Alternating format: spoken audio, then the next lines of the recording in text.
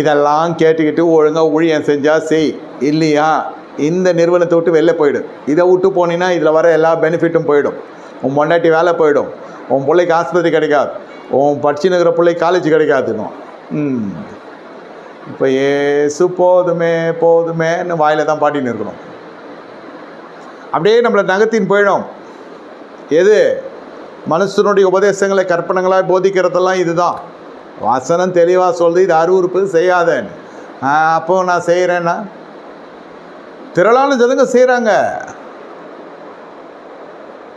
பிரபலங்கள் செய்கிறதுனால, திரளான ஜனங்க செய்கிறதுனால சத்தியத்துக்கு விரோதமான காரியம் அது சாதகமாகிடாது. அது மிகப்பெரிய விவேகத்துக்குரிய காரியமாகிடாது. அது விவகாரமான காரியம்.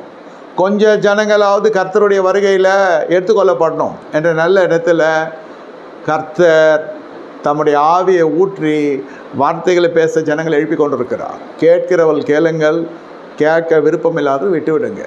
எதுவுமே கட்டாயம் கிடையாது ஆண்டவருடைய வழியில். ஆனால் இது அருவருப்பு.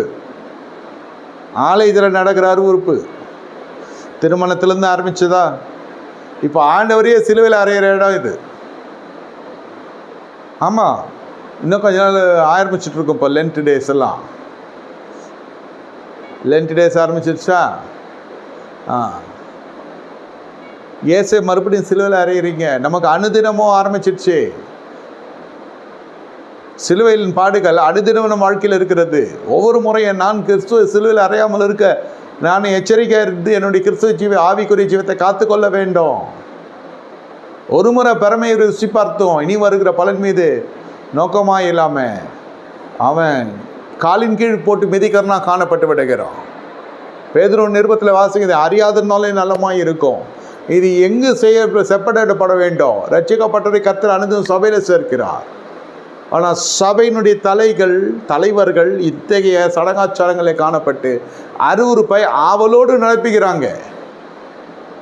அப்போ என்ன ஆகும்? புது விசுவாசியாக இருக்கட்டும், நிலச்சிருக்கிற விசுவாசியாக இருக்கட்டும், புதுசு பழசெல்லாம் ஒன்றும் இல்லை. வேதம் இப்படி சொல்லுகிறது, இப்படி நடந்து கொண்டிருக்கிறது. எவ்வளோ பேர் எட்ரல் இது? இதில் வஸ்திரம் வந்து தான் உங்களுக்கு எட்ரல் ஆகுதா? கலர் வஸ்திரம் போடுறதுனால தான் சொல்கிறேன். அது சில பேருக்கு பிரதிஷ்டம் தான் போட்டுக்கோங்க, வானான்னு சொல்ல. ஆனால் அது போட்டுன்னு ஒரு அருவருப்பு பண்ணுறீங்க பாருங்கள். அப்போது வெள்ளை உன்னை காப்பாற்றுன்னு நினைக்கிறது ஒரு மிகப்பெரிய ஒரு வில்லங்கமான ஒரு குணம். வெண்வசம் தரிப்பாயக்கெல்லாம் வஸ்திரம் இருக்குது. இதை இப்போ இவ்வளோ பெரிய அருவருப்பு செய்யாதுன்னு தான் போட்டிருக்கு. செய்கிறீங்களே. அப்புறம் தலைவர்கள் மட்டும் செய்யலை, சபைக்கே ஒரு பெரிய இடரல் ஆகிடுது. அதுதான் இல்லையா? அவ்வளோதான்.